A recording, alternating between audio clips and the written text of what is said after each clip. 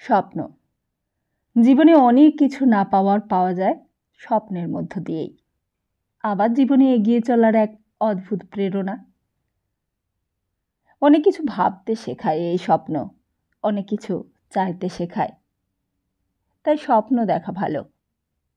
তবে বুদ্ধিমান ব্যক্তিরা বলেন, স্বপ্ন ঘুমিয়ে দেখাচ্ছে স্বপ্ন জেগে দেখাটাই বেশি ভালো, যা জীবনকে এগিয়ে নিয়ে যেতে সাহায্য করে। সে যাক মরুক, আমার আপনার স্বপ্ন দেখাতে কার আর কি এসে যায়। সে ঘুমিয়েই দেখি আর জেগেই দেখি। তা সেদিন দীপঙ্করেরও মনে হয়েছিল সে স্বপ্ন দেখছে না তো সেই দিনকার মতো। কিন্তু না, এ তো স্বপ্ন নয়। এই তো হাত দিয়ে পা ছুঁয়ে দেখছে। এই তো ওপরের কড়িকাঠগুলো কালো কালো দেখা যাচ্ছে অন্ধকারের মধ্যেও। এই তো চোখ বুজলেই সব ঝাপসা, আবার চোখ খুললেই সব অন্ধকার। দীপঙ্কর নিঃশ্বাস বন্ধ করে শুনতে লাগলো, কিন্তু কোনো শব্দই তো আর হচ্ছে না। না না না, সতী আর কেন আসবে আজকে? আর তার কিসের দরকার? এখন তো তার বাবা এসেছে। এত বাবাকে ভালোবাসে সতী, বাবার চিঠি একটু দেরিতে পেলে যে মেয়ে ভেবে অস্থির হয়, তার বাবা এতদিন পর এসেছে। এখন তো সতী আর আসতে পারবে না। অবশ্য কোনো কিছুই ঠিক করে বলা যায় না। আসলে আসতেও পারে সতী, হয়তো কালকের কথাগুলো বলতে এসেছে। কালকে অত কাণ্ড হয়ে গেল, তারপর হয়তো কৃতজ্ঞতা জানাতে এসেছে। হয়তো এসে বলবে, তুমি কালকে ছিলে দীপু, তাই রক্ষে, নইলে ওরা আমাকে আর আস্ত রাখতো না হয়তো। এটুকুই জানাতে এসেছি চুপি চুপি। দীপঙ্করের সমস্ত ইন্দ্রিয়গুলো হঠাৎ সজাগ হয়ে উঠল। কোথাও কোনো শব্দ নেই এখন। কুকুরগুলোও যেন এতক্ষণে ঘুমিয়ে পড়েছে। শ্মশান থেকেও যেন আর হরিধ্বনিগুলো শোনা যাচ্ছে না। কত রাত এখন কে জানে। খুট। এতক্ষণে মনে হলো শব্দটা তাদের ঘরে নয়, যেন একটু দূরে। মনে হলো কাকাবাবুদের বাড়িতে সতীর ঘরের জানালাটা হঠাৎ খুট করে কে খুললে। দীপঙ্কর আস্তে আস্তে বিছানাটা ছেড়ে উঠল, আস্তে আস্তে খিলটা খুলল। বাইরে তখন গাঢ় অন্ধকার, চাঁদের কোনো চিহ্ন নেই আকাশে। তারপর উঠোনে দাঁড়িয়ে চেয়ে দেখলে সতীর ঘরের জানালাটার দিকে। সন্ধেবেলা যেমন বন্ধ ছিল তেমনি বন্ধ রয়েছে, কেউ খোলেনি। কেউ বন্ধও করেনি আর খোলেও নি। পাখিগুলোও বন্ধ রয়েছে। তবে কিসের শব্দ হলো? কোন শব্দ শুনলে সে? কোন শব্দ শুনে ঘরের দরজা খুলে বাইরে এলো? হঠাৎই চমকে উঠল দীপঙ্কর। একটা বেড়াল ঝপ করে লাফিয়ে পড়েছে সদরের পাঁচিল থেকে। লাফিয়ে পড়েই আস্তে আস্তে সামনে এলো। চেনা বেড়াল। সামনে এসে দীপঙ্করের দিকে মুখ তুলে আদর দেখালো। মিয়াও। তুই তুই শব্দ করেছিলি? বেড়ালটা আস্তে আস্তে পশ্চিম দিক থেকে এসে পূব দিকে চলে গেল। গিয়ে আমড়া গাছের তলা দিয়ে সতীদের বাড়ির পাঁচিলে এক লাফ দিয়ে উঠল। রাত্রের এঁটোকাটা খাবারের জন্য এই বাড়ি ওই বাড়ি ঘুরে বেড়াচ্ছে। দীপঙ্কর আবার নিজের ঘরের দিকে চলে এলো। আবারই হঠাৎ যেন বাইরে আরেকটা শব্দ হলো। কন হ্যায়? পাঁচিল টপকে কে যেন বাড়ির ভেতরে ঢুকছিল। তার মুন্ডুটা দেখা যাচ্ছিল অন্ধকারের মধ্যে। দীপঙ্কর চিনতে পারলে ফোঁটা। ফোঁটা রোজগার মতো বাড়ি ফিরেছে এখন। পেছন থেকে পুলিশের হাঁকডাক শুনে ফোঁটা বললে, আমি পাহাড়াউল্লা সাহেব, আমি। পুলিশ পাহারা তাহলে সজাগ হয়ে উঠেছে। কজন পুলিশের ভারী বুটে শব্দ শোনা গেল। তারা কাছে এলো। কাছে এসে আবার জিজ্ঞেস করলে, কন হ্যাঁ তুম? আমি ফোঁটা, এই বাড়ির ছেলে। এই বাড়িতেই আমি থাকি। তা পুলিশ এই যুক্তি শুনবে না। বাড়ির ছেলে তো পাঁচিল টপকে বাড়িতে ঢুকবে কেন? আর তাছাড়া এই এত রাত্রে তো বাড়ির বাইরে বাড়ির ছেলেদের থাকবার কথা নয়। উড়ো উড়ো, জলদি উড়ো, বদমাস চোরটা কাহাকা। ফোটাও কালীঘাটের ছেলে। অনেক পাহাড়াওয়ালা দেখেছে জীবনে, অনেক পাহাড়াওয়ালার সঙ্গে ভাবও আছে। একসঙ্গে বিড়ি খেয়েছে, বিড়ি খেতেও দিয়েছে তাদের। ভেবেছিল পুলিশের দলের লোক সে, তাকে কিছুই বলবে না। দীপঙ্কর উঠোনের মধ্যে দাঁড়িয়ে দাঁড়িয়ে দেখতে লাগলো। ফোটা দীপঙ্করকে দেখে বললে, দেখেছিস মাইরি, দেখেছিস? তুই একটু বল তো এদের বল যে আমি এই বাড়ির ছেলে, অঘোর ভট্টাচার্যির নাতি। বল তো তুই এদের। তারপর পুলিশের দিকে চেয়ে বললে, আরে বাবা, এই বাড়ি আমার। অঘোর ভট্টাচার্য মরে গেলে আমি এই বাড়ির মালিক হব। কিন্তু পুলিশ নাছোড়বান্দা, বলে, উড়ো উড়ো উড়ো জলদি। ফোটা বললে, এই দেখো, আবার ইয়ার কি হচ্ছে? ওরে আমি অঘোর ভট্টাচার্যির নাতি, ফটিক ভট্টাচার্যি। ফোটা বললে কালীঘাটের সবাই আমাকে চিনবে। কেন বাবা আমার সঙ্গে দিল লাগি করছো? এবার আর সহ্য করলে না পুলিশ, পা ধরে টেনে নামিয়ে দিলে ফোটাকে। দীপঙ্কর শুনতে লাগলো ফোটা কত করে অনুনয় বিনয় করছে। সব কথা বোঝা গেল না। মনে হলো যেন ফোটাকে গলা ধাক্কা দিয়ে টেনে নিয়ে গেল পুলিশে। তারপর আবার সব শান্ত, আর কারোর গলা শোনা গেল না। দীপঙ্কর ঘরে ঢুকে আস্তে আস্তে দরজায় খিলটা লাগিয়ে দিলে। ছিটে এখনো ফেরেনি। ছিটেও ঠিক ওই রকম করেই পাঁচিল টপকে ফিরবে। তাকেও হয়তো পুলিশে ধরবে, তাকেও হাজতে আটকে রাখবে। এক কাকাবাবুদের জন্য দোষী নির্দোষী সবাই ধরা পড়বে আজ। অথচ কাল যত লোক কাকাবাবুদের বাড়ি ঢুকেছিল তাদের মধ্যে ফোটাও ছিল না আর ছিটেও ছিল না। ওরা এই সবের মধ্যেই নেই। ওদের গতিবিধি কালীঘাটের বাজারের আশেপাশের টিনের বস্তিগুলোতে। সেখানে ওরা তবলা বাজায়, বিড়ি খায়, নেশা করে। রাত 12টা পর্যন্ত ওখানে দিন হয়ে থাকে। ওখানেই ওদের রাজত্ব। ওই পাড়ায় খুন রাহাজানি হলে ওরা এগিয়ে যায় ফায়সালা করতে। খুব বড়জোর কখনো গাজার দম দিতে ইচ্ছে হলে শ্মশানে চলে যায়, কেওড়াতলা শ্মশানে। সাধু সন্ন্যাসীদের তালিম দিয়ে 2-1 চিলিম দম দিয়ে আসে, এই পর্যন্তই। ওরা শিয়ার দাসকে চেনে না, কংগ্রেস চেনে না। ওদের চাকরি করতে হয় না, নিপেনবাবুদের ঘুষও দিতে হয় না। ওদের উন্নতিরও দরকার নেই, অবনতিরও দরকার নেই। ওরাই হলো সত্যিকারের সিটিজেন অব দ্য ওয়ার্ল্ড। ওরাই ইংরেজ রাজত্বে আছে। আবার যদি কখনো কংগ্রেস রাজত্ব হয় তখনও ওরা থাকবে। ওদের নিয়ে কোনোদিন কোনো গভর্নমেন্ট মাথা ঘামায় না। ওরা অজর অমর, ইতিহাসও বদলায়, কিন্তু ওরা অক্ষয় অব্যয়। ওরাই ইতিহাসের ডাস্টবিন। দীপঙ্কর ঘুমোতে ঘুমোতে একবার পাশ ফিরলে।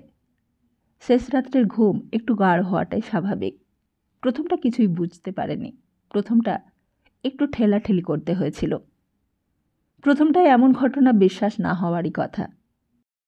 এতদিনে সমস্ত রুটিন ওলটপালট হয়ে গেলে বিশ্বাস হবেই বা কেমন করে? হঠাৎই পায়ের তলা সমস্ত মাটি যেন এক মুহূর্তে সরে গেল, আর দীপঙ্কর যেন সেই ধ্বংসস্তূপের তলায় বিলীয়মান হয়ে গেল নিঃশেষে। প্রথমে দীপঙ্কর টের পায়নি, দীপঙ্করের মাও টের পায়নি। শেষ রাত্রেই 19-এর 1-বি বাড়িটার চারিদিক ওরা ঘিরে ফেলেছিল। চুন্নুনি ভোরবেলাতেই ওঠে চিরকাল। বুড়ো মানুষ, ভোর হবার আগেই ঘুম ভেঙে যায়, আর ঘুম আসে না তখন। আর তখনই উঠে পড়ে ঝাঁটা নিয়ে উঠোন ঝাড় দেয় আর গালাগালি দেয়। কাকে যে গালাগালি দেয় ভগবানই জানে। চুন্নুনির মেয়ে বহুদিন আগে কবে যেন বাড়ি থেকে বেরিয়ে গিয়েছিল। তাকে উদ্দেশ্য করেও একদিন গালাগালি করে, বলে, মর তুই, মরলে আমার হাড় জুড়োয়। আমার পেটের মেয়ে, তোকে আমি পেটে ধরেছি বলে আমাকে এত হেনস্থা। ঝাঁটা মারবো না তোর মুখে? ভগবান সাক্ষী আছে আমার, ভগবানকে সাক্ষী করে এই শাপান্তি করছি। তুই মর, মর তুই মর। আবার আমার গয়নার লোক? তোকে গয়না দেব না ছাই দেব? আমার গয়না আমি কালীঘাটের ভিখিরিদের বিলিয়ে দেব, তবুও তোকে দেব না। তুই আমার শত্রুর, তোর মুখে আমি ঝাঁটা মারি। তাই এইসব রোজকার গালাগালি। এ শুনে কেউ কিছুই বলে না। কবে একদিন চুন্নুনির মেয়ে মাকে ছেড়ে বাজারে গিয়ে ঘর ভাড়া করেছিল। বহুদিন পর সেই মেয়েকে লক্ষ্য করেই একদিন বিষ ছড়ায়। হঠাৎ সদর দরজায় কে যেন কড়া নাড়লে। কে গা? তা ভোরবেলা বাসি উঠোনে এখনো গোবর ছড়া দেওয়া হয়নি, এখন কে দরজা ঠেলে গা? ভারী একটা গলার আওয়াজ, আর তার সঙ্গে সঙ্গে জোরে জোরে কড়া নাড়ার শব্দ পেয়ে চুন্নুনি এবার আরও জোরে গালাগালি শুরু করলে। বলে, হাতে জোর দেখো না মিনসের, তোর হাতে কুট হোক মিনসে, কুঠের জ্বালায় যেই হাত দিয়ে কড়া নাড়ছিস সেই হাত তোর খসে পড়ুক। আর গালাগালি দিয়ে দরজা খুলতেই গলাটা বন্ধ হয়ে গেছে চুন্নুনির। দুজন পুলিশ আর একজন দারোগা সামনে দাঁড়িয়ে। বলে, দীপঙ্কর সেন আছে? ও মা, এ কি হলো গো? কার সর্বনাশ হলো গো? আমি কোথায় যাব গো?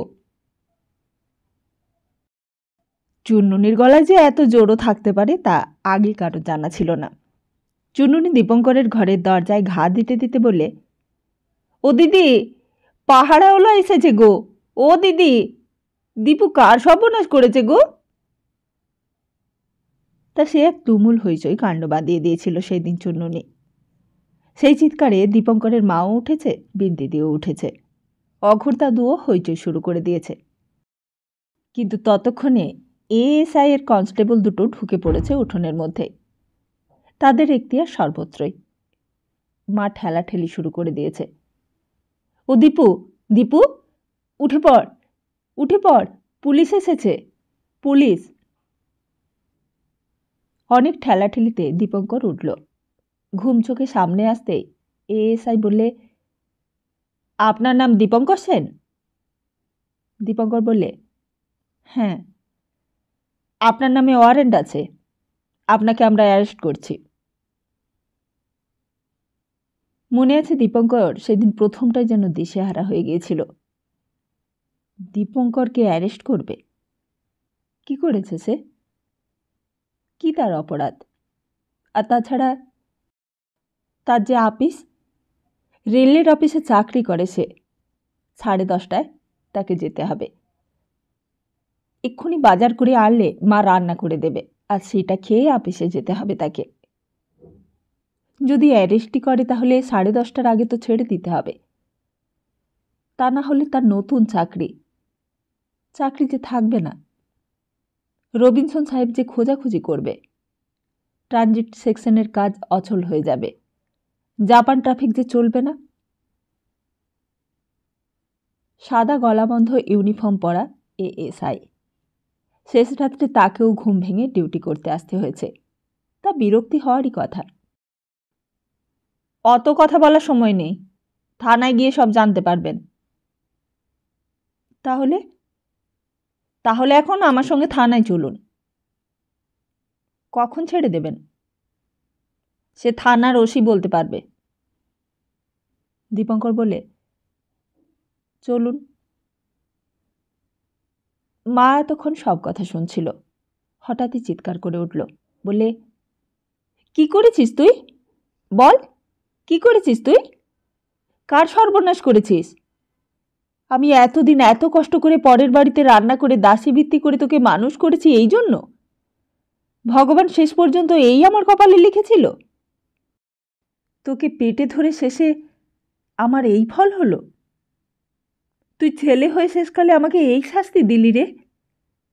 তোকে যে 2 মাস বয়স থেকে বুকে কোলে পিঠে করে মানুষ করেছি দীপু, নিজে না খেয়ে তোকে খাইয়েছি, নিজের সুখ আহ্লাদ বলে কিছুই করিনি সারা জীবন, আর সেই তুই বড় হয়ে আমাকে এই শাস্তি দিলি আজ?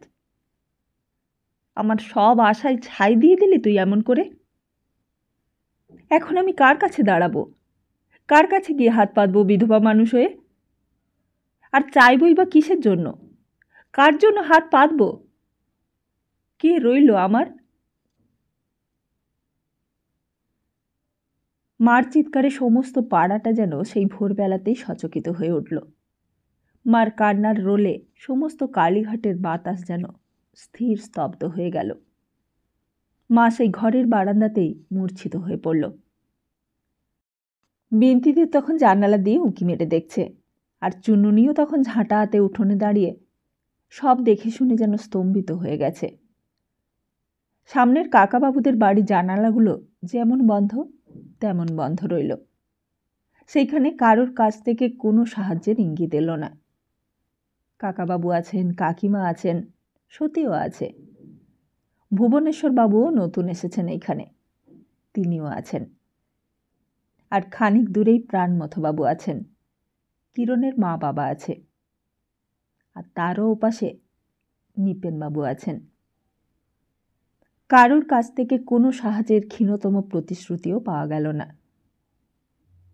দীপঙ্কর চুপ করে দাঁড়িয়ে খানিকক্ষণ মার দিকে চেয়ে রইল, আর তারপর মুখ তুলে চাইতেই দেখলে আমড়া গাছের ডালে সেই কাকটা ভোর না হতেই উঠে এসে বসেছে ওইখানে। ও একলা। চলুন। মনে আছে রাস্তায় বেরিয়েও দীপঙ্করের কোনো দিকে মন ছিল না। তখনও মার আর্তনাদটাই কানে আসছিল সারা রাস্তাটাতে। কেন মার কপাল পড়ল এমন করে? প্রতিদিন কালীঘাটের মন্দিরে গিয়ে সব ঠাকুরের কাছে ফুল দিয়ে এসে তার ছেলের কপালে এমন কেন ঘটল? প্রাণমথবাবুকে ধরে তার পড়ার খরচটা চালিয়েছে মা, নিপেনবাবুকে ধরে একটা চাকরিও জোগাড় করেছে। চাকরি হবার পরেও মা মায়ের মন্দিরে গিয়ে প্রসাদ এনে খাইয়েছে। এত সাধ্য সাধনা কেন তবে ব্যর্থ হলো? মার সমস্ত আশা কেন এমন করে ধূলিসাৎ হয়ে গেল? কে বলে দেবে? মা রোয়াকের উপর শুয়ে পড়ে চিৎকার করে নিজের ভাগ্যবিধাতাকে লক্ষ্য করে যেন এই প্রশ্নগুলোই করেছিল। আগের দিনই ঈশ্বর গাঙ্গুলি লেনের চারপাশে সমস্ত বাড়ির লোকজনকে ধরে নিয়ে গেছে।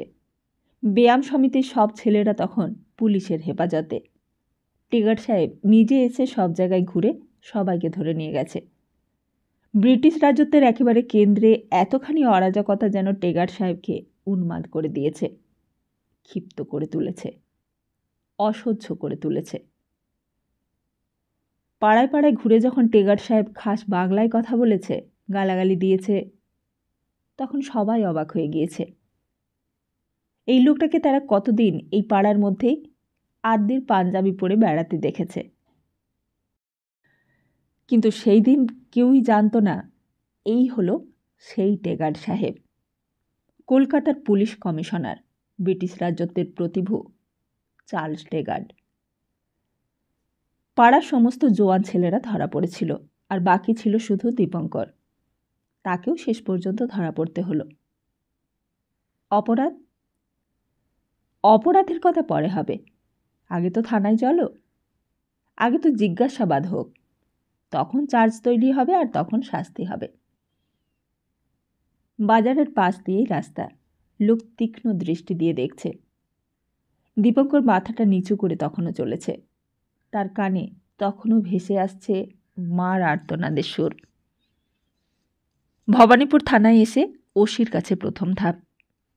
একটা ভাঙা চেয়ারে বসল দীপঙ্কর। নাম কি? শুধু নামই নয়, নাম ধাম বৃত্তি পরিচয় সবই লেখা হলো। চারিদিকে পুলিশ পাহারা, চারিদিকে শাসনের যন্ত্র, চারিদিকে ক্রূর কঠিন কর্তব্য, লৌহ কঠিন নির্মম শাসন। এতটুকু শৈথিল্য নেই কোথাও। 7 সমুদ্রের ওপার থেকে তৈরি আইন কানুনের নিগড় দিয়ে বাঁধা যন্ত্র, আর সেই যন্ত্র গড়িয়ে চলেছে। সেই যন্ত্রই গড়াতে গড়াতে একেবারে গেটের সামনে এলো। কালো একখানা গাড়ি, সেপাইয়ের দল লেফট রাইট করে রাস্তা তৈরি করে দিলে। আসামি যেন না পালায়, খুব সাবধান। বয়নেট খাড়া রেখো, একটু শিথিল হলেই হাতছাড়া হয়ে যাবে ইন্ডিয়া। দীপঙ্কর সেই গাড়ির ভেতরের অন্ধকারে ডুব দিতেই ভারত শাসন আইনের যন্ত্রটা আবার গড়িয়ে চলল। এইবার উত্তর দিকে, তারপর সোজা চৌরঙ্গি রোড ধরে থামল গিয়ে একেবারে ইলিশিয়াম রোড উঠোনের মধ্যে। ছোট ছোট খুবড়ি খুবড়ি সব ঘর, ঘরের পর ঘর। SB RIB অফিস, সেখানেও সেই একই নিয়ম। বাধা প্রশ্নে সাইক্লোন উঠল সামনে যেতেই। এসব কি শুনছি? বজ্র গম্ভীর আওয়াজে দীপঙ্কর মুখ তুলে চাইল। বিরাট লম্বা চওড়া দশাশয় চেহারার মানুষ, ভদ্রলোকের মতো সাদা সিধে পোশাক। এই প্রথম রায় বাহাদুরকে দেখলে। রায় বাহাদুর নলিনী মজুমদার, কালো কুচকুচে গায়ের রং। একবার দেখলেই মানুষটার সবই যেন দেখা হয়ে যায়। আসলে মানুষটার মনের ভেতরে ছবিটার ছাপ যেন মুখের উপরেও পড়েছে। কি শুনছি এইসব? দীপঙ্কর স্পষ্ট গলায় উত্তর দিলে, কি শুনছেন? যা শুনছি তা সত্যি কিনা বলুন, বাজে কথা শুনতে চাই না। অদ্ভুত প্রশ্ন এখানকার। দীপঙ্কর তবু বললে, তা কি শুনছেন আপনারাই বলুন না। আপনি কিছুই জানেন না? কিরণ চাটুর্যের সঙ্গে আপনি মেশেন না? দীপঙ্কর বললে, হ্যাঁ মিশি, সে আমার ছোটবেলাকার বন্ধু। জানেন সে কি? জানি। কি জানেন? দীপঙ্কর বললে, সে খুব গরিবের ছেলে, ম্যাট্রিক পাস করতে পারেনি। রায়বাহাদুর হুঙ্কার দিলেন, শান্তি। শান্তি এএসআই কাছেই ছিল। এই যে স্যার, এই বলে দৌড়ে এলো। একে ব্যাটারি ঘরে নিয়ে যাও, ছোকরা বড় বেয়াদব। সত্যি দীপঙ্করকে নিয়ে শান্তি চলে যাচ্ছিল কোনো এক ব্যাটারি ঘরে। কিন্তু রায়বাহাদুর আবার হঠাৎ পেছন থেকে ডাকলেন, বললেন, শুনুন। আর তারপর অসংখ্য প্রশ্ন। সত্যি তখন প্রশ্নের সাইক্লোন বয়ে গেল যেন মাথার ওপর দিয়ে। ম্যাডেক স্কোয়ারে কিরণের সঙ্গে যাওয়া, সেখানে ভজুদার জন্য অপেক্ষা করা, ভজুদার না আসা সমস্তই জেনেছে আইবি আপিস। কবে কবে কিরণের বাড়িতে বেড়াতে গেছে দীপঙ্কর, কবে তারা লাইব্রেরি করেছে, লাইব্রেরিতে কি কি বই প্রেসক্রাইব ছিল, সব ইতিহাসই এদের জানা। শুধু জানা নেই কিরণের ঠিকানা, আর জানা নেই ভজুদার ঠিকানা। বলুন, শিগগির বলুন। দীপঙ্কর বললে, কি বলবো?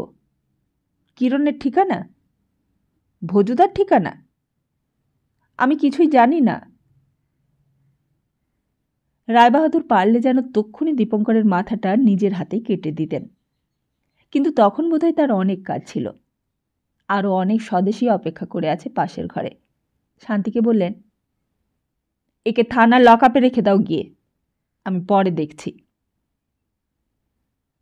তারপর আবার যন্ত্রটা গড়িয়ে চলল। চৌরঙ্গি রোড ধরে আবার এসে দাঁড়ালো ভবানীপুর থানার সামনে। আবার লেফট রাইট। বেয়োনেট খাড়া করে রাখো, যেন পালায় না। সাবধান। এইবার আর থানার আপিস ঘরে নয়, এইবার একেবারে লকআপের মধ্যে। শক্ত শক্ত লোহার রেলিংয়ের দরজাটা হাঁ করে খুলে গেল। একটা দুর্গন্ধ আবহাওয়ার মধ্যে দীপঙ্করের দমটা বন্ধ হয়ে এলো সঙ্গে সঙ্গে। প্রথমটাই কিছু নজরে পড়েনি, অন্ধকারের মধ্যে চোখে ধাঁধা লেগে গিয়েছিল। তারপর মনে হলো ভেতরে অনেক লোক কিলবিল করছে। কিরে দীপু, মাইরি, তুইও এখানে? তোকেও ধরেছে? ফোঁটার গলা। ভালো করে দীপঙ্কর লক্ষ্য করে দেখলে ছিটেও রয়েছে। দেওয়ালের গায়ে হেলান দিয়ে পা মুড়ে মেঝের ওপর বসে রয়েছে। ফোঁটা কাছে সরে এলো, আশ্বাস দিলে দীপঙ্করকে, বললে, ও তো মন মোড়া কেন রে? এই প্রথম বুঝি তোর? দীপঙ্কর কিছুই উত্তর দিতে পারলে না চট করে। এইবার ছিটেও কাছে এলো, বললে, প্রথমবার একটু মন মরা তো লাগবেই। প্রথমবার আমরাও মন মরা হয়ে গিয়েছিলাম না রে ফোঁটা? ফোঁটা বললে, তোর কিচ্ছু ভয় নেই দীপু, এখানে কোনো অসুবিধে হবে না তোর। দরকার হলে তোকে এইখানেই বিলিয়ে আনিয়ে দেব। দরজার ভারী পাল্লাটা সশব্দে বন্ধ হয়ে গেল তখন। শুধু একদিন নয়, পরপর কয়দিনই তাকে নিয়ে গেল আর এইখানে এনে রেখে দিলে আবার। মনে আছে কত রকম অত্যাচার, কত রকম অনুনয় বিনয়। কিন্তু দীপঙ্কর জানতই বা কি যে বলবে। দীপঙ্কর বলেছিল, আপনি বিশ্বাস করুন, আমি কিছুই জানি না। রায়বাহাদুর শেষে অন্য পথ ধরলেন, বললেন, ছি ছি, আপনাকে এরা মেরেছে নাকি কপালে? দাগ দেখছি যে। দীপঙ্কর তখন চুপ করে দাঁড়িয়েছিল। এই কথার উত্তর দিতেও তার ঘেন্না হলো। রায়বাহাদুর বললেন, সে যাগে, তা আপনি এখনো দাঁড়িয়ে? আরে বসুন বসুন, দাঁড়িয়ে আছেন কেন? আরে আপনিও বাঙালি, আমিও বাঙালি। আগের দিনে রায়বাহাদুরের কথাগুলো তখনও দীপঙ্করের মনে ছিল, তবুও চুপ করে রইল। কয়দিন ধরে কিছুই খাওয়া হয়নি। এএসআই ভদ্রলোক 2খানা কচুরি আর একটু আলুর তরকারি দিয়েছিল দয়া করে। পুলিশের লোকেরও তাহলে দয়া আছে। ভারী ভালো লেগেছিল তার ব্যবহার দেখে। জিজ্ঞেস করেছিল, আচ্ছা আপনার নামটা কি? এএসআই ভদ্রলোক অবাক হয়ে গিয়েছিলেন। বলেছিলেন, কেন? নাম জিজ্ঞেস করছেন কেন? দীপঙ্কর বলেছিল, আগের কতদিন খেতে পায়নি, অথচ আজকে আপনি এত খেতে দিলেন। কি আর খেতে দিলাম, আপনিও তো ভদ্রলোকের ছেলে, আপনারও তো মা আছে। মার কথা বলতেই দীপঙ্করের চোখ দিয়ে ঝরঝর করে জল পড়েছিল। বাড়ি থেকে আসবার সময় মার সেই আর্তনাদের সুরটা যেন আবার হঠাৎ কানে ভেসে এলো। আপনার নামটা বলুন না, আমি আপনাকে চিরকাল মনে রাখব। ভদ্রলোক বললেন, নাম শুনে আর কি করবেন? চাকরি করতে হয় আমাদের পেটের জন্য, নইলে। ইলিশিয়াম রোতে এসে রায়বাহাদুরের খাতিরের বহর দেখে শুনে সেই কথাগুলোই মনে পড়ছিল। রায়বাহাদুর একটা আরদালির ওপর হঠাৎ চিৎকার করে ধমকে উঠলেন, আয় শোয়ারকা বাচ্চা, দে চেয়ার দে। দেখছিস না দীপঙ্করবাবু দাঁড়িয়ে আছেন? বেটা এখনও সহবত শিখল না। আরে মশাই, পুলিশের চাকরিতে এসে এইসব দেখে শুনে আমার ঘেন্না ধরে গেল। সাধে কি আর বদনাম হয় পুলিশের? দীপঙ্কর বললে, থাকবে, কি কথা জিজ্ঞেস করছিলেন তাই বলুন। হ্যাঁ বলি, পুলিশে চাকরি করি বলে তো আর ছোট লোক হতে পারি না।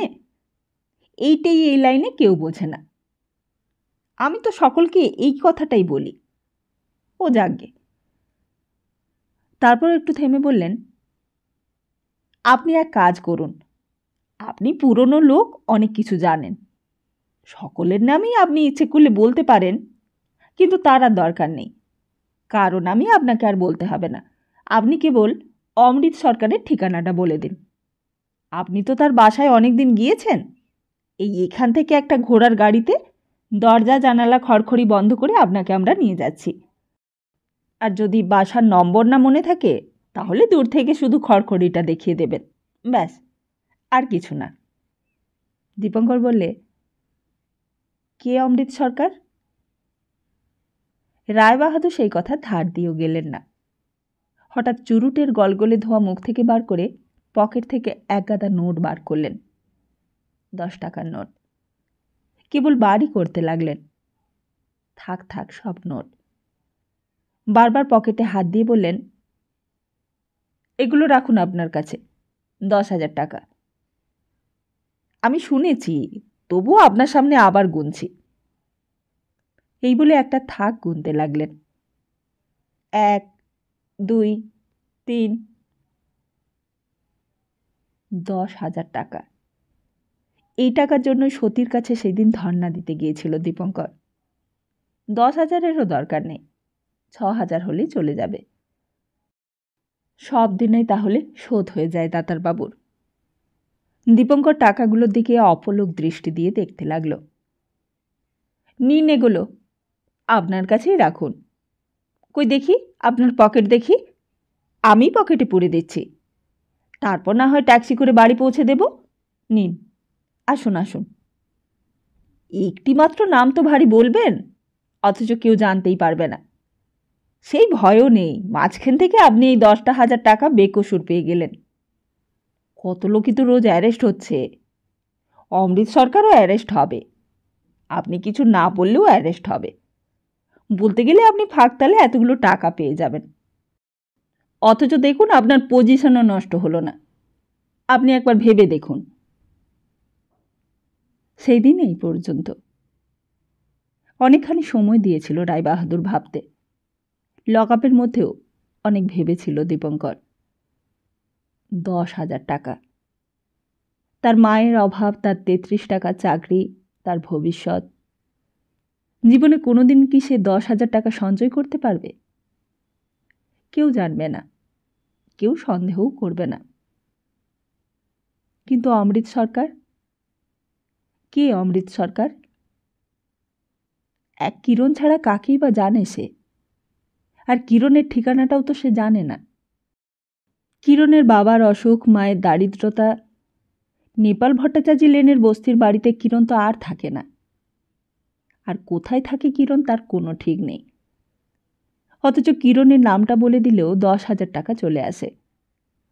কোথায় কেমন করে কিরণের সঙ্গে ম্যাডেক্স স্কোয়ারে গিয়েছিল, কি কি কথা হয়েছিল, সেইটুকু বললেও 10,000 টাকার মালিক হওয়া যাবে। পরের দিন আবার সেই ঘরে রায়বাহাদুর বসেছিলেন, পাশে আরও 2জন পুলিশ ইন্সপেক্টর দাঁড়িয়ে। দীপঙ্কর এগিয়ে যেতেই রায়বাহাদুর বললেন, এই যে, আসুন আসুন আসুন, বসুন। তারপর ইন্সপেক্টরদের দিকে চেয়ে বললেন, দীপঙ্কর বাবুকে আপনারা মেরেছেন? দুজনেই চুপ করে রইলেন। ধমকানি দিলেন রায়বাহাদুর, বললেন, ছি ছি, আপনারা কি জানো আর? একজন ভদ্রলোকের ছেলের গায়ে হাত দিতে আপনাদের বাধল না? যান, বেরিয়ে যান এখান থেকে। তারা দুজন বেরিয়ে গেলেন। রায়বাহাদুরের মুখে আবার হাসি ফুটে উঠল। বললেন, তা কি ঠিক করলেন? কি সম্বন্ধে বলছেন? ওই 10,000 টাকা। আরে মশাই, আপনাদের মতন বোকা তো আমি পৃথিবীতে দেখিনি। আমার এই এত বয়স হলো। আপনি রেল কোম্পানিতে কত টাকা মাইনে পান? 33 টাকা তো। আপনি একজন স্কলার, বিএ পাশ করে 33 টাকা চাকরিতে ঢুকেছেন। শেষ জীবনে আপনার কত মাইনে হবে? 90 টাকা। তার বেশি তো নয়।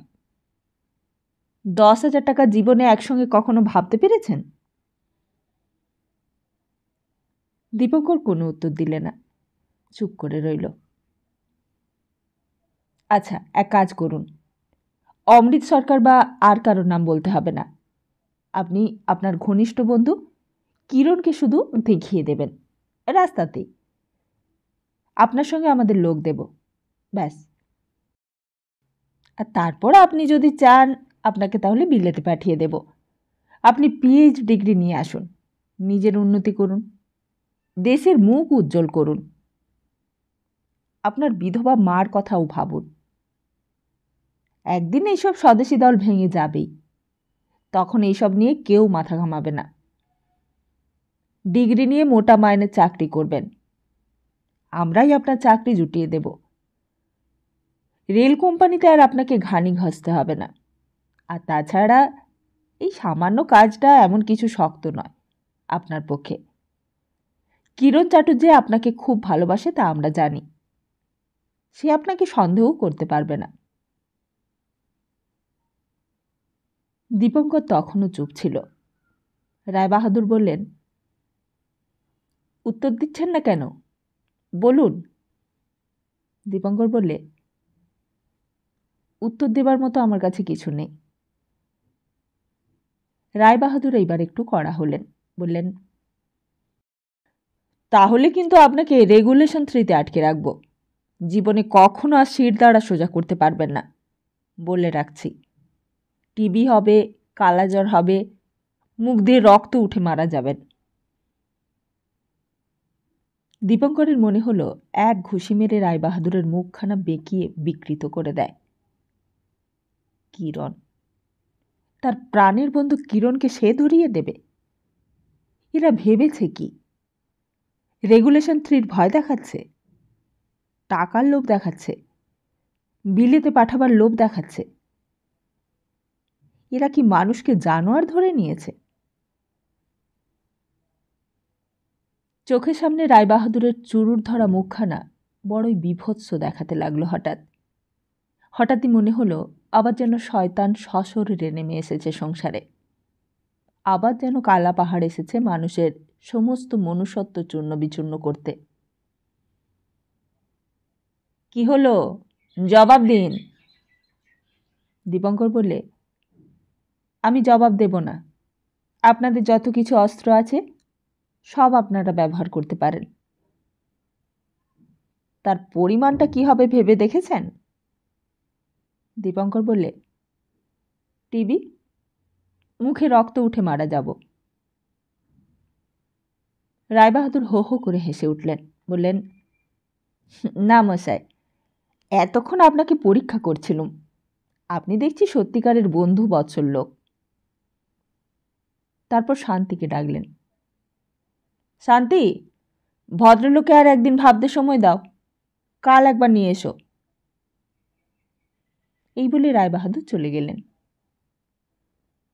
এএসআই শান্তিবাবু ঘরের বাইরে আসতে আসতে বললেন, কি মশাই, আপনি এমন একটা চান্স ছেড়ে দিচ্ছেন? কিসের চান্স? শান্তিবাবু বললেন, আরে রায়বাহাদুরকে তো আপনি চেনেন না। রায়বাহাদুর এমন চান্স কাউকে দেয় না। আপনার উপর কীরকম একটা ফেন্সি এসে গেছে ওনার। এক কথায় 10,000 টাকা বার করে দিলেন। আর আপনাকেও বলিহারি মশাই, সামান্য রেলে চাকরি করেন, আপনার বিধবা মা রয়েছেন, তার মুখের দিকেও একবার দেখলেন না? দীপঙ্কর চুপ করে রইল। শান্তিবাবু আবার বলতে লাগলেন, আমি পুলিশের লাইনের লোক মশাই, এইসব কথা আপনাকে বলা উচিত নয়, কিন্তু আপনার কথা ভেবে না বলেও পারছি না। আমারও মশাই বিধবা মা আছে বাড়িতে, 3টে মেয়ের বিয়ে দিতে হবে। আমাকে যদি কেউ এমন চান্স দিত আমি ছাড়তুম না। আপনি হাতের লক্ষ্মী পায়ে ঠেলছেন। তারপর একটা দীর্ঘ নিঃশ্বাস ছেড়ে বললেন, যাকগে, আপনি যা ভালো বুঝবেন করবেন, আমার কি বলার দরকার। যান, আজকের রাত্রিটা গিয়ে ভাবুন, কালকে বোধহয় ব্যাটারি ঘরেই ঠেলবে রায়বাহাদুর। দীপঙ্কর গাড়িতে উঠতে যাচ্ছিল। শান্তিবাবু হঠাৎ হনহন করে এগিয়ে এলো, বললে, একটা কথা আপনাকে বলতে ভুলে গেছি মশাই, কাউকে যেন আবার বলবেন না, নইলে আমার চাকরি নিয়ে টানাটানি পড়ে যাবে। কি কথা? আপনি কায়স্থ, আমিও কায়স্থ, স্বজাতি। স্বজাতি বলেই বলছি। আসলে কি হয়েছে জানেন? আসলে আপনার বন্ধু কিরণ চাটুর্যে ধরা পড়েছে। দীপঙ্কর অবাক হয়ে যেন আকাশ থেকে পড়ল। কিরণ ধরা পড়েছে? তাহলে কি হবে? শান্তিবাবুর মুখখানা কালো হয়ে উঠল, গলাটা নিচু করে বললেন, খুবই দুঃখের কথা অবশ্য। দেশ স্বাধীন হোক আমরাও চাই। চাকরি করি বলে তো আর একেবারে অমানুষ হয়ে যায়নি। আপনি খবরটা শুনে যেমন কষ্ট পেলেন, আমিও সেই রকমই কষ্ট পেয়েছি। সত্যি বড় দুঃসংবাদ। দীপঙ্কর কি বলবে কিছুই বুঝতে পারলে না। কিরণের ধরা পড়া মানে তো ফাঁসি হওয়া। দীপঙ্করেরই সমান বয়স। এই বয়সেই তার সমস্ত আশা আকাঙ্ক্ষা নির্মূল হয়ে যাবে। শান্তিবাবু সান্ত্বনা দিয়ে বললেন, আর ভেবে কি করবেন, যান। দীপঙ্কর গাড়িতে উঠতে যাচ্ছিল। শান্তিবাবু কাছে সরে এসে এবার বললেন, কাউকে যেন বলবেন না খবরটা, আপনাকে আমি বলেছি বলে। দীপঙ্কর বললে, না, বলবো না। না, বলবেন না। কথা থেকে অনেক কথা জন্ম হয়। এই দেখুন না, কিরণ আপনার নাম ধাম বলতেই আপনি ধরা পড়ে গেলেন, নইলে আপনার নাম তো আমাদের জানবারই কথা নয়। কিরণ আমার নাম বলেছে? শান্তিবাবু বললেন, তবে আর বলছি কি মশাই, আজকালকার বন্ধুত্ব এমনই জিনিস। আপনি তো 10,000 টাকার লোভটা হেলায় এড়াতে পারলেন, কিন্তু যার জন্য আপনি এত করলেন সে তো করলেন না, সে তো আপনার নাম ঠিকানা সবই বলে দিলে টপ করে। তারপর একটু থেমে শান্তিবাবু বললেন, তাই তো আপনাকে বলছিলুম, দুনিয়াটা এইরকমই মশাই, আপনি এই চান্সটা নষ্ট করবেন না। সমস্ত মাথাটা যেন তোলপাড় করতে লাগলো দীপঙ্করের। অন্ধকার দরজা বন্ধ ভ্যানের মধ্যে বসে দীপঙ্করের মনে হলো সে যেন মেঝের ওপর গড়িয়ে পড়বে। সমস্ত পৃথিবীটাই যেন তার সঙ্গে ষড়যন্ত্র করতে শুরু করেছে। সেই কিরণ, সে এমন করে বিশ্বাসঘাতকতা করতে পারলে? নিজের সর্বনাশ সে করেছে, দীপঙ্করেরও সর্বনাশ করলে। দীপঙ্করের ওপর তার এত হিংসে। সেই কিরণ, কত ভালো ভালো কথা শুনিয়েছে সে, কত ভালো ভালো বই পড়িয়েছে, আর ভেতরে ভেতরে তার এই মতলব। সমস্ত রাস্তাটাই দীপঙ্করের ফেটে পড়তে ইচ্ছে হলো। সংসারে কাউকেই তো বিশ্বাস করা চলে না। শেষকালে অত্যাচারের কাছে মাথা নিচু করল সে। কই, গোপীনাথ সাহা তো কারোর নাম বলেনি। ভগৎ সিং, বটুকেশ্বর দত্ত, যতীন দাস, শিবরাম, রাজগুরু, লাহোর মামলার, কেউ তো কারোর নাম বলেনি। তবে কেন কিরণ এমন করতে গেল? কেন কিরণ ছোট করলে নিজেকে? দীপঙ্করের চোখে কেন এমন করে কিরণ নিজেকে ছোট করলে? প্রত্যেক দিনই সেই ইলিশিয়াম রো আর ভবানীপুর থানা, সমস্ত পৃথিবীটাই যেন পরিক্রমা করে আসা। সেদিন ইলিশিয়াম রো থেকে এসে দেখলে লক আপ ফাঁকা, কেউ নেই, কেউ কোথাও নেই, ছিটে নেই, ফোঁটা নেই। এই কদিনেই বড় ঘনিষ্ঠ হয়ে পড়েছিল ওদের সঙ্গে। ওদের বাড়িতে বাস করেও এত ঘনিষ্ঠ হয়নি দীপঙ্কর। যখন দেয়ালে মাথা দিয়ে দীপঙ্কর চুপ করে একলা বসে থাকতো, তখন ছিটে একদিন কাছে আসতো, বলতো, কাঁদছিস নাকি রে? কই দেখি, মুখটা তোল, মুখটা তোল।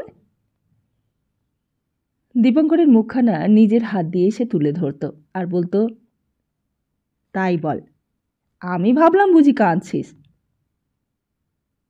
আর তারপর অভয় দিত, বলতো, অত ভাবছিস কেন? এই আমাদের কথা ভাব দেখিনি, আমরা কতবার এখানে এসেছি, আবার একদিন ছেড়েও দিয়েছে। গায়ে কি সেসব লেখা আছে আমাদের? সুভাষ বোসের কথা ভাব না, গান্ধীর কথা ভাব। কতবার আমরা এই ঘরে পাশাপাশি কাটিয়েছি, আবার একদিন ছেড়েও দিয়েছে। তবে যাই বলিস ভাই, এত লোকের সঙ্গে তো কাটালাম এখানে, তার মধ্যে সুভাষ বোস লোকটাকে দেখলাম, সত্যি ভালো লোক মায়েরি, যে যাই বলুক। একদিন একটা বিড়িও খায়নি, খাঁটি লোক। ছিটেও আসতো, বলতো, আমারও একবার এসব লাইন ছেড়ে দিতে ইচ্ছে হয় রে, জানিস দীপু, ঘেন্না ধরে গেছে এই লাইনের ওপর। আগে এই লাইনটা ভালো ছিল, ভদ্রলোকেরা আসতো, মাল খেত, ফুর্তি করত, আর্টিস্টদের খাতির করত। আর আজকাল যত ছোট লোকের ভিড় হয়েছে, একটুখানি মাল খেলে বেচাল হয়ে যায়, বাপ মা তুলে কথা বলে। একটা মনের মতো শ্রোতা পেয়ে ফোঁটা যেন বেঁচে গিয়েছিল। দীপঙ্করের কাছে ঘেঁষে ঘেঁষে বসত, বলতো, তবে শোন, রাজা সুবোধ মল্লিকের বাড়িতে একবার বাজাতে গেছি, লখনৌ থেকে আখতারি বাইজি এসেছে। আমি বাজাবো বলে যন্ত্র নিয়ে আস্তিন গুটাচ্ছি, রাজার ম্যানেজার কাছে এসে হাত জড়ো করে বললে, ফটিকবাবু, একটু অনুগ্রহ করতে হবে। এই বলে পাশের ঘরে নিয়ে গিয়ে বললে, বিশ্বাস করবি না দীপু, খাঁটি বিলিতি হুইস্কির একটা বোতল খুলে দিলে, বললে, আগে নিবেদন করে নিন ফটিকবাবু, তা না হলে তবলা জমবে না আপনার। আর তারপরে যেন হঠাৎ দার্শনিক হয়ে উঠত ফোঁটা। থানা সেই অন্ধকার বিভৎস হাজতখানার ভেতরে দার্শনিক হওয়া ছাড়া কোনো গতিও ছিল না। বলতো,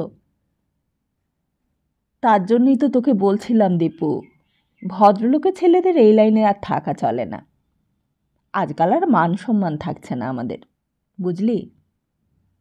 যারা এখনো ধাগে দিনা শেখেনি তারাই আজকাল তেহাই মেরে আসর পয়মাল করতে আসে। দুঃখের কথা আর কাকে কি বলবো ভাই।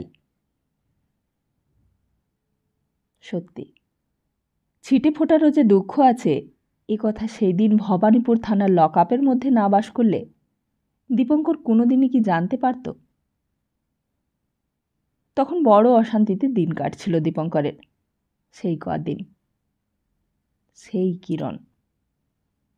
সেই কিরণ এমন করে ছোট করলে নিজেকে, এমন করে ছোট করলে সমস্ত দেশকে, এমন করে সমস্ত লোকের মুখে চুনকালি লেপে দিলে। দীপঙ্কর না হয় ৩৩ টাকা ঘুষ দিয়ে সরকারি চাকরি নিয়েছে, কিন্তু কিরণ তো দীপঙ্কর নয়। দীপঙ্করের কাছে কিরণ এত ছোট হয়ে গেল কেন? এই অনুশোচনা যেন দীপঙ্কর ভুলতেই পারল না সেই কদিন। ১০,০০০ টাকার লোভের প্রশ্ন তার মনে জাগত না। বিলেত যাবার প্রলোভনও তাকে বিচলিত করতে পারেনি। রেগুলেশন 3-র ভয়ও তাকে সন্ত্রস্ত করত না। কিরণের জন্য সত্যিই তার দুঃখ হতো। এমন অধঃপতন কেন হলো তার? বাটারি ঘরের এই অত্যাচারী সে সহ্য করতে পারল না। তাহলে কেন এসেছিল স্বদেশীদের দলে? এতটুকু অত্যাচারী সে সব বলে দিলে। কি ভাবছিস রে দীপু? দীপঙ্কর বলতো, কিছু ভাবছি না তো। তবে অত মনমরা হয়ে গেছিস কেন? কথা বলছিস না যে? দীপঙ্কর স্বাভাবিক হবার চেষ্টা করত। বলতো, আমি আর কি বলবো, আমি তো তবলার কিছুই জানি না, তবলা আমি বাজাতেই পারি না। ফোঁটা বলতো, তুই তবলা শিখবি তো বল, আমি শিখিয়ে দিতে পারি। দীপঙ্কর বলতো, আমার দ্বারা ওসব হবে না ভাই। ফোঁটা বলতো, হবে না বলে কোনো কথা নেই, আমি শিখলুম কি করে। ছিটে বলতো, চেষ্টা করলে আমিও শিখতে পারতুম, আমাকে যে আবার অন্য নেশায় ধরলে, নইলে। ফোঁটা বলতো, তাহলে এক কাজ কর দীপু, তুই আমার কাছে রেগুলার আয়, রাত্রির 11টার সময় লুটনের ঘরে আয়, আমি তোকে তালিম দেব। 3 দিনে তোকে ধাগে ধিনা তুলে দেব। দীপঙ্কর কিছুই বুঝতে পারলে না। বললে, লোটনকে? সে কি রে, লোটনকে চিনিস না? কালীঘাট বাজারের নামজাদা মেয়ে মানুষ রে। ঠিক হিন্দু হোটেলের পেছনেই পাকা টিনের ঘর, আমাদের চুন্নুনির মেয়ে। চুন্নুনির মেয়ে? সেই অন্ধকার লকআপের মধ্যেই দীপঙ্কর মুখ তুলে চাইলে ফোঁটার দিকে। ছিটে বললে, সে কি রে, তুই লোটনের নামই শুনিস নি? একদিন কালীঘাটে আছিস, তার লক্কার নাম শুনেছিস তো? লক্কা? দীপঙ্করের চাউনি দেখেই ছিটে ফোঁটা বুঝতে পারলে যে দীপঙ্কর দুজনেরই নাম শোনেনি। সত্যিই অবাক হবার মতন খবর বটে। এতদিন কালীঘাটে আছে, এতদিন এই পাড়ার মধ্যেই লেখাপড়া করেছে, এই পাড়া থেকে বিএ পাশ করেছে, আর এই লক্কা লোটনের খবরটাই রাখে না। তুই দেখছি বিএ পাশই করেছিস, বিদ্যের নামে অষ্টরম্ভা। ফোঁটা বললে, তার নাম শুনিস আর না শুনিস কিচ্ছু আসে যায় না। তুই হিন্দু হোটেলের পেছনে ঢুকে পাকা টিনের চালের বাড়িটার দরজায় গিয়ে লোটন লোটন বলে ডাকবি, রাত 11টার সময়। ডাক শুনেই আমি বেরিয়ে আসব। তারপর অভয় দিয়ে বললে, তোর কিন্তু কিছু ঘাবড়াবার দরকার নেই, লোটন আমার নিজের মেয়ে মানুষ, কেউ যদি কিছু বলে তাহলে আমার নাম বলে দিবি, ব্যাস। ওই পাড়ার গুন্ডারা সব আমার হাতে, তুই একদিন আছিস আর এইটাই জানতিস না? আমি তো লোটনকে রেখেছি রে, আর দাদা রেখেছে লক্কাকে, চুন্নুনির বড় মেয়েকে। ছিটেও সায় দিলে, বললে, হ্যাঁ রে, তুই জানতিস না? আরে লক্কা তো আমারই মেয়ে মানুষ, চুন্নুনির বড় মেয়ে। ছিটে হঠাৎ জিজ্ঞেস করলে, তা চুন্নুনি অঘোর দাদুরকে তা জানিস তো? জানিস তো তুই, নাকি জানিস না? থানার লকআপের মধ্যে মানুষ বোধহয় সত্যি অমানুষ হয়ে যায়। সুস্থ স্বাস্থ্যবান মানুষই হঠাৎ অসুস্থ হয়ে ওঠে। তাতে ছিটে ফোটার তো কথাই নেই। সেই কদিন ছিটে ফোটার কথা শুনে শুনে দীপঙ্করের সত্যি কোনো ঘৃণা হতো না ওদের ওপর, শুধু মায়া হতো। মায়া হতো এই ভেবে যে এই একই দেশের মধ্যে এরাও থাকে, এরাও বাঁচে, এদেরও বংশবৃদ্ধি হয়। দেশে স্বরাজ এলে এদেরও কি একদিন ভোট দেবার ক্ষমতা হবে? এরাও কি আবার ভোট দেবে? এদেরও ভোটের ওপরে কি একদিন দেশের ভালো মন্দ নির্ভর করবে? কোথায় যেন কোন বইয়েতে পড়েছিল দীপঙ্কর, এরাই ইতিহাসের ডাস্টবিন। ছিটে ফোটা বোধহয় তাই। আরে সেই জন্যই তো বিন্দিদির বিয়ে হচ্ছে না, তা জানিস না? ছিটে ফোটার হাসির আওয়াজ শুনে লকআপের বাইরের কনস্টেবলটা পর্যন্ত একবার পেছন ফিরে চাইলে। হাল্লা মত কারো, হাল্লা মত কারো। যত কুৎসিতই হোক আর যত অশ্রাব্যই হোক, তবুও দীপঙ্করের কাছে মনে হয়েছিল এও তার এক আবিষ্কার। যেন এখানে এসেই যেন জীবনের আরেকটা দৃষ্টিকোণ থেকে আবিষ্কার করল দীপঙ্কর। এতদিন ছোটবেলা থেকে কেবলই লাইব্রেরি করে বেরিয়েছে, স্বদেশীর খবর রেখেছে, শিয়ার দাস, সুভাষ বোস আর কংগ্রেসের নাম শুনেছে। সোনার কার্তিকের ঘাটে সাধু আর প্রাণমথবাবুর উপদেশ, এইসবই জেনে এসেছে। কিন্তু এরাও তো সংসারের মানুষ, এরাও তো পৃথিবীতে রয়েছে। কই, এই দিকটা তো এতদিন সে দেখেনি। দীপঙ্কর যেন সত্যি অবাক হয়ে গেল। আরে তুই এতেই অবাক হয়ে গেলি? আরও সব যদি বলি তাহলে তুই সঙ্গে সঙ্গে মূর্ছা যাবি। ছিটে বললে, আরে চুনুনি যে আগে জোয়ান বসে খাসা দেখতে ছিল রে। তা হবে, তাই হয়তো লোকে বিন্তিদিকে দেখতে আসে, রসগোল্লা সিঙ্গারা খায়, পছন্দও করে। কিন্তু তারপর বংশ পরিচয় খোঁজ খবর নেবার পর আর কোনো খবর দেয় না, আর কোনো উৎসাহও দেখায় না। আর সেই জন্যই হয়তো ও বাড়ি ছেড়ে চলে যাবার জন্য মা অত পীড়াপিড়ি করে। সমস্ত পঙ্কিলতা থেকে তার দীপুকে উদ্ধার করে ভদ্র পরিবেশে নিয়ে যেতে চায়। সব আবার খুঁটিয়ে খুঁটিয়ে ভাবতে চেষ্টা করলে দীপঙ্কর। চুন্নুনির মুখটা মনে করবার চেষ্টা করলে। যৌবনে কি সুন্দরী ছিল চুন্নুনি। বিপদনিক অঘোর দাদুকে হয়তো সেই দিন চুন্নুনি সান্ত্বনা দিয়েছে।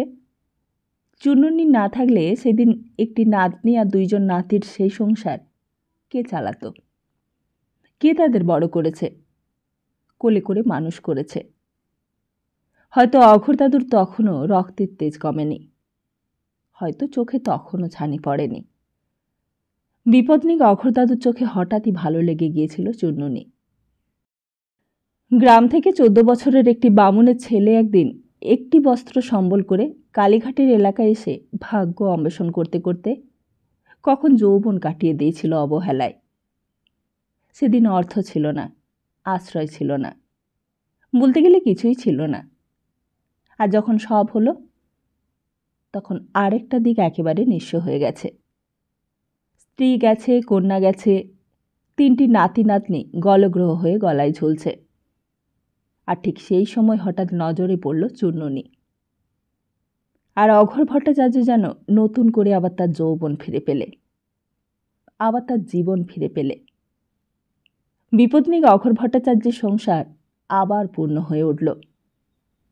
স্ত্রী কন্যা হারিয়ে যে সংসার ভেঙে গুড়িয়ে গিয়েছিল, আবার তা জোড়া লাগল। আর তখন একদিন এসে হাজির হলো মা, আর এসে হাজির হলো দীপঙ্কর। তা সেসব অনেক দিনের কথা। তারপর চুনুনি বৃদ্ধা হয়েছে, অস্থিসাৎ চেহারা হয়েছে তার, বিন্তিও বড় হয়েছে, ছিটে ফোটারাও বড় হয়েছে। কিন্তু ঘোল দিয়েই বুঝি দুধের স্বাদ মিটিয়েছে অঘোরদাদু, তাই ভাঙা সংসার আবার ভেঙেছে। যৌবন চলে যাওয়ার সঙ্গে সঙ্গে ভাগ্য আবার তার চরম প্রতিশোধ নিয়েছে। এতদিন পর দীপঙ্করের চোখের সামনে সব কিছুই যেন স্পষ্ট প্রত্যক্ষ হয়ে উঠল। যাবার আগের দিনও বুঝতে পারেনি দীপঙ্কর, আগের দিনও ফোঁটা বলেছিল, তাহলে ঠিক আসিস কিন্তু, বাজারের পেছনের পাকা টিনের বাড়ির সামনে গিয়ে ডাকবি। লোটনের নাম মনে থাকবে তো? পরের দিন আবার সেই ইলিশিয়ামরো, আবার সেই রায়বাহাদুর নলিনী মজুমদারের জেরা। তা কি ঠিক করলেন দীপঙ্কর বাবু? শান্তিবাবুও সঙ্গে ছিল, বললে, আমিও অনেক বুঝিয়েছি স্যার, কিন্তু কিছুই বার করতে পারছি না। দীপঙ্কর চুপ করে দাঁড়িয়েছিল। রায়বাহাদুর যেন কি ভাবতে লাগলেন চুরুর মুখে দিয়ে। তারপর বললেন, তাহলে রেগুলেশন 3-তে ঢেলে দাও। দীপঙ্কর হঠাৎ জিজ্ঞেস করলে, আচ্ছা, আপনারা সত্যি বলছেন কিরণ ধরা পড়েছে? তা সত্যি বলছি না তো কি মিথ্যে বলছি? মিথ্যে বলে আমাদের লাভ? কিরণ আমার নাম করেছে আপনাদের কাছে। তা কিরণ না বললে আমরা আপনার নারী নক্ষত্র জানলুম কি করে বলুন?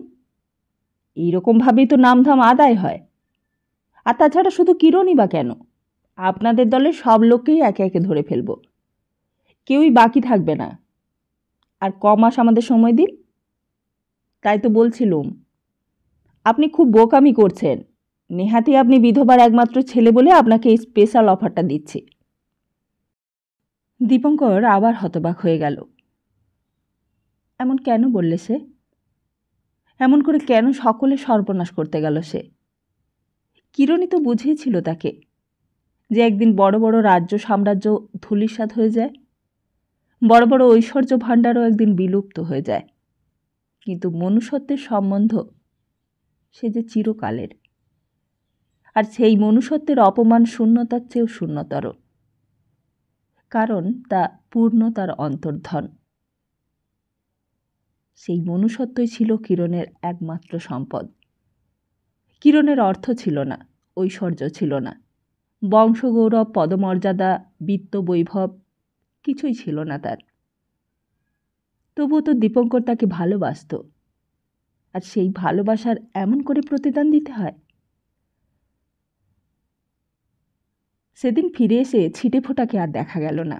পাশের অন্য 2-4 জন লোক যারা ছিল তারা বললে তারা সকালেই ছাড়া পেয়ে গেছে। ভালোই হলো।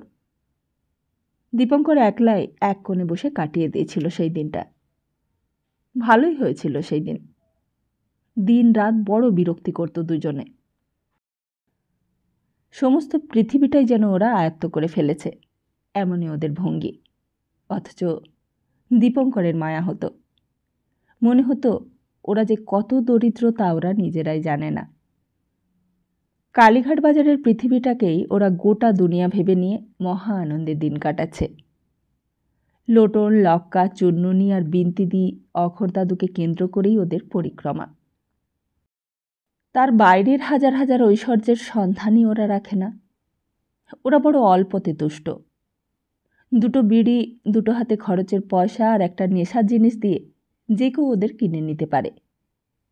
তাই যখন গল্প করতে করতে দীপঙ্কর ওদের দিকে চেয়ে দেখত, তখন ওদের জন্য দুঃখও হতো, আবার মায়াও হতো। বেশি হইচই গোলমাল করার জন্য ওরা চাবুক খেত, বেত খেত, শাস্তি পেত। তবু একটু পরে আবার হাসত আর বলতো, এই সবের শোধ নেবো একদিন কড়াই গন্ডায়। দেখে নিস দীপু, কড়াই গন্ডায় এর শোধ তুলে নেব একদিন। আর তারপর গলাটা নিচু করে মুখটা কাছে সরিয়ে এনে বলতো, মাসে মাসে যে পাড়া থেকে 30 টাকা চাঁদা তুলে দিই, তা কি আর অমনি অমনি? মাগিদের রক্ত ওঠা পয়সা, তার দাম নেই। প্রতি মাসে পুলিশ কনস্টেবলদের কত করে ঘুষ খাওয়াতে হয় বাজারের মেয়ে মানুষদের, তার হিসেব ছিটেফোঁটার মুখস্থ। আবগারি ডিপার্টমেন্টকে ফাঁকি দিয়ে কারবারে যা কিছু মুনাফা হয় তাতে বখরাও নেবে, আবার চোখও রাঙাবে।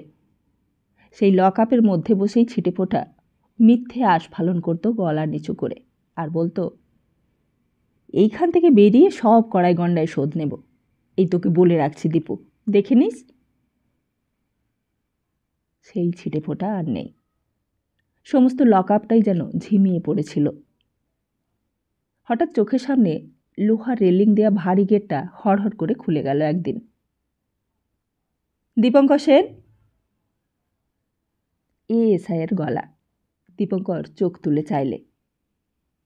আপনার অর্ডার হয়ে গেছে, আসুন, বাইরে আসুন। অর্ডার? কিসের অর্ডার?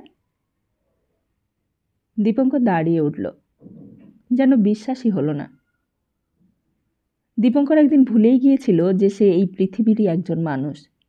ভুলেই গিয়েছিল এই পৃথিবীর বাতাসের নিঃশ্বাস প্রশ্বাস গ্রহণের অধিকার তারও আছে। কিসের অর্ডার বললেন? Release order.